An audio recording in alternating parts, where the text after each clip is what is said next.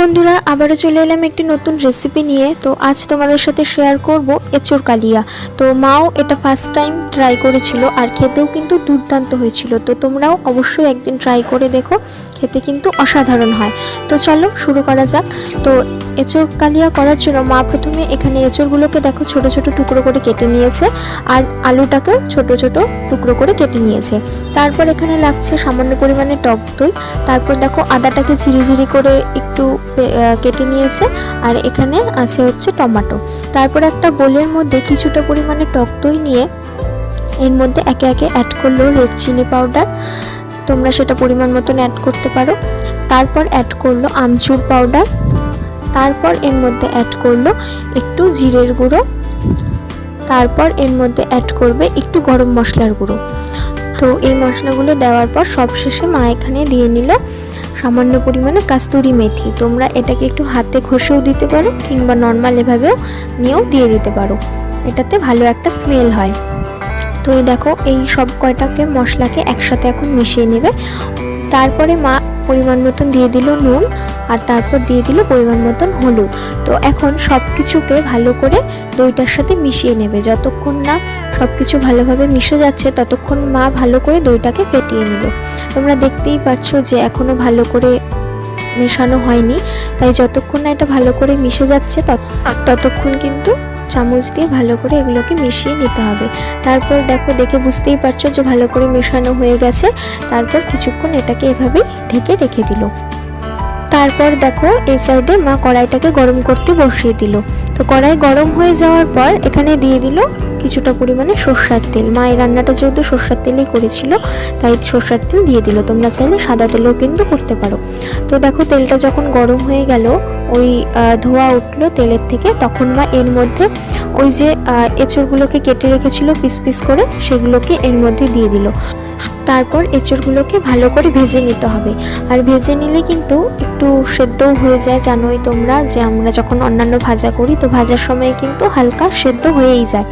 তো যতক্ষণ না এঁচোড়গুলো একটু লাল লাল হয়ে যাচ্ছে আর ঠিক করে ভাজা হচ্ছে ততক্ষণ করে কিন্তু মা ভালো করে নাড়াচাড়া করে ভেজে নিতে লাগলো। আর এটাকে বেশিক্ষণ রেখে দেওয়া যাবে না, কারণ নিচে লেগে যেতে পারে, সেজন্য কিন্তু কন্টিনিউয়াসলি নাড়াচাড়া করে যেতে হবে। তো এই দেখো মা ভালো করে আগে ভেজে নিচ্ছে এঁচোড়গুলোকে। আর এঁচোড় ভাজা হয়ে গেল তো তোমরা দেখে বুঝতেই পারবে যে এখন ভাজা হয়ে গেছে। তো এই দেখো কিছুটা পরিমাণে কিন্তু সেদ্ধও হয়ে গেছিলো, হালকা হালকা সেদ্ধও কিন্তু হয়ে যায় ভাজার সময়। তারপর এঁচোড়গুলোকে যখন ভাজা হয়ে গেল তখন ওই যে মশলাটা করে রেখেছিল টক দইয়ের সাথে সমস্ত মশলা দিয়ে, সেটা যে ঢেকে রেখেছিল, এবার এই এঁচোড়গুলো ভাজা হয়ে যাওয়ার পর ওই মশলার মধ্যে এঁচোড়গুলোকে দিয়ে ভালো করে মশলাটা আর এঁচোড়গুলোকে একসাথে মিশিয়ে নিল।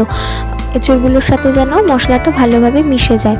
দেখতেই পাচ্ছ যে খুব ভালো করে এটাকে মেশাতে হবে, যেন এক এক জায়গায় মশলা বেশি এক জায়গায় কম এরকমটা না হয়। সমস্তটাতেই কিন্তু ভালো করে মশলাটাকে মিশিয়ে নিতে হবে।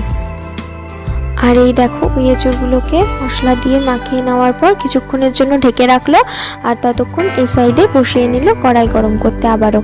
তারপর কড়াই গরম হয়ে যাওয়ার পর সরষের তেল দিয়ে এর মধ্যে আলুগুলোকে কিন্তু ভেজে নিতে হবে।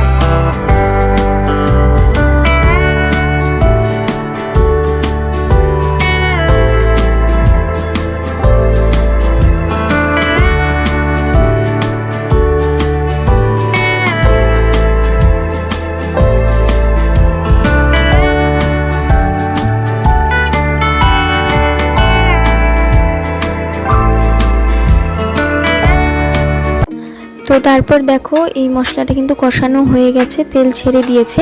আর সেই মশলাটা কষিয়ে নেওয়ার পর এর মধ্যে ওই সমস্ত দই আর মশলা দিয়ে মেখে রাখা এঁচোড়টাকে এর মধ্যে দিয়ে ভালো করে আবারও নাড়াচাড়া করে নিল। আর সেই টমেটো পেস্টের যে মশলাটাকে মা কষিয়ে নিয়েছিল সেটাকেও কিন্তু এঁচোড়গুলোর সাথে ভালো করে মিশিয়ে নিল, যাতে কোনোখানে কম কোনোখানে বেশি না থাকে।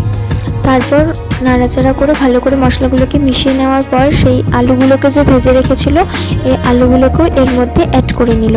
অ্যাড করে নিয়ে আবারও ভালোভাবে সমস্তটাকে মিশিয়ে নিল। তারপর দিয়ে দিল পরিমাণ মতো নুন। আর যেহেতু আগেও একটু নুনটা দেওয়া হয়েছে, ওই তোমার টক দইটা মানে যখন দেখলেই তোমরা টক দইয়ের সাথে অন্যান্য মশলার সাথে কিন্তু নুনও অ্যাড করা হয়েছিল, তার জন্য এখানে পরিমাণ মতন কিন্তু নুনটা দিতে হবে। আর তারপর মা গোটা গরম মশলাকে একটু থেতো করে রেখেছিল। গোটা গরম মশলার মধ্যে তো জানোই কী কী থাকে, লং, এলাচ আর দারচিনি। তো এই সমস্তটাকেই মা এর মধ্যে দিয়ে মিশিয়ে নিল। তারপরেও কিন্তু ভালোভাবে নাড়াচাড়া করতেই থাকলো যতক্ষণ না পর্যন্ত মশলাটা পুরোপুরিভাবে সব এঁচোড়ের সাথে ভালোভাবে মিশে যায়। তো এই দেখো মশলাটা কিন্তু প্রায় সব এঁচোড় আর আলুগুলোর সাথে ভালোভাবে মিশে গেছে। আর তারপর মা আলাদা সাইডে একটু জল গরম করতে বসিয়েছিল, তো ওই গরম জলটা তারপরে এর মধ্যে দিয়ে দিল। কাঁচা জল কিন্তু না, জলটাকে একটু গরম করে নিয়ে তার মধ্যে সেই গরম জলটাকে দিয়ে দিল। তারপর কিন্তু অপেক্ষা করতে হবে জলটা শুকিয়ে যাওয়ার জন্য। তো জল দিয়ে দেওয়ার পর মা একটু সময় ঢেকে রেখেছিল। তো তারপর যখন ঝোলটা শুকিয়ে এলো তারপর মা সবশেষে এর মধ্যে একটু ঘি দিয়ে নিল। তো ঘিটা অপশনাল, তোমরা চাইলে দিতেও পারো। মা দিয়েছিল একটু স্মেলটা ভালো হওয়ার জন্য, তোমরা না চাইলে নাও দিতে পারো। তো দেখো রান্না কিন্তু শেষ হয়ে এসেছে। ঘিটা দেওয়ার পর কিছুক্ষণের জন্য ঢেকে রাখলো যাতে ঘিয়ের স্মেলটা না চলে যায়। আর তারপরে কিন্তু দেখো রেডি এঁচোড় কালিয়া। তো এটা ফার্স্ট টাইম করেছিল, তোমাদেরকে তো বললামই। আর এটা কিন্তু খেতে অসাধারণ হয়, টক টক হয়, একটু মিষ্টি মিষ্টি হয়, একটু ঝাল ঝালও হয়। তো তোমরা কিন্তু অবশ্যই বাড়িতে একদিন ট্রাই করো। আর চলো আজকের মতো তোমাদের সকলকে জানাই টাটা।